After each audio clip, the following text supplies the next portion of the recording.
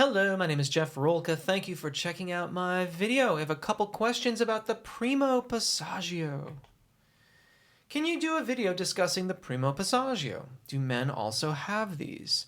I'm curious about the primo passaggio. I definitely feel the secondo passaggio, but totally unaware of the first.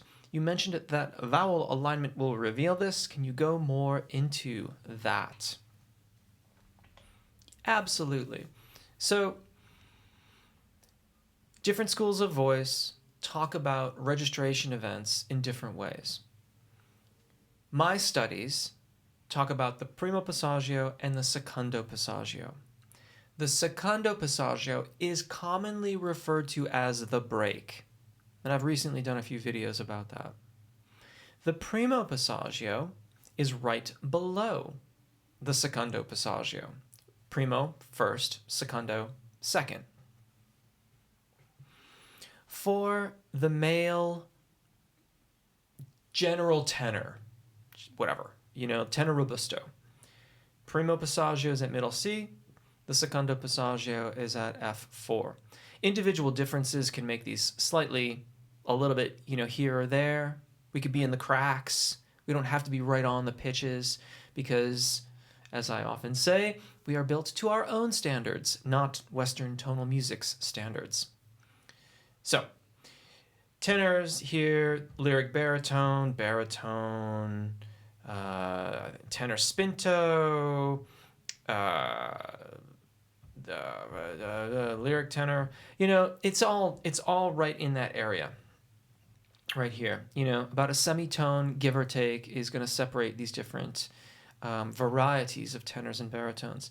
So, tenors, baritones have these. Mezzos, sopranos, contraltos, they all have these too. It's all, it's part of the makeup of the system. Now, in the soprano, mezzo camp, the primo passaggio functions more like the tenor baritone secondo passaggio. So when you talk about the break with sopranos and mezzos, generally speaking, they're going to perceive that as their primo passaggio. But this question appears to be more focused on tenors and baritones because they specifically ask about men. So generally speaking, the primo passaggio is going to be about here. You probably, if you have good appoggio breath management, in other words, your air flow, your air support, you might not even notice this. You will quite likely sing right past it.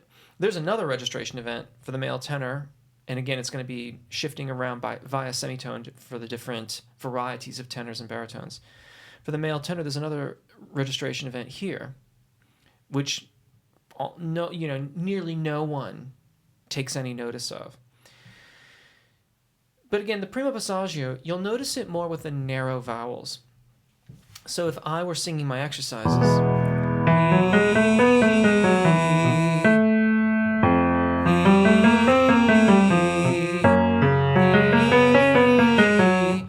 I'm going to notice that very narrow E vowel getting really tight for me as I make my way beyond middle C and middle C sharp here, C sharp.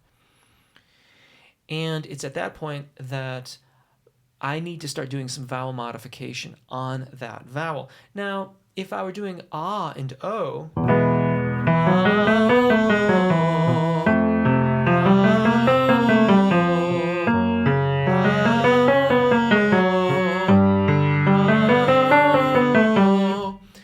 I don't feel it nearly as much. It's mostly we're going to feel it in the narrow vowels. So when you get to the primo passaggio,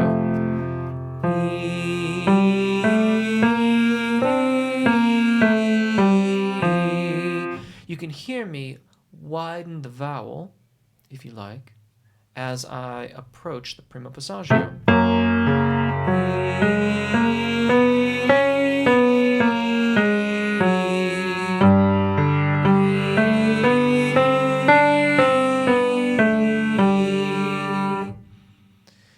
And that is one of those things that makes it really useful to know where these registration events are in a fairly concrete fashion, because then you know exactly where vowel modifications are likely going to be necessary and you can anticipate them.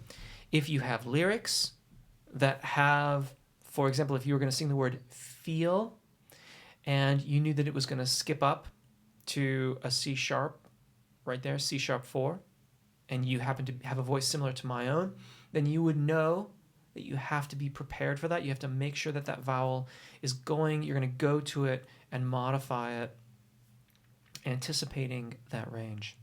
So yeah, these are parts of our voices. Different schools of voice deal with them differently, and I do hope that helps. Thank you if you've chosen to subscribe. Big thank you to my Patreon supporters. Until next time, take really good care of your voices, enjoy singing, and hopefully we'll see you again.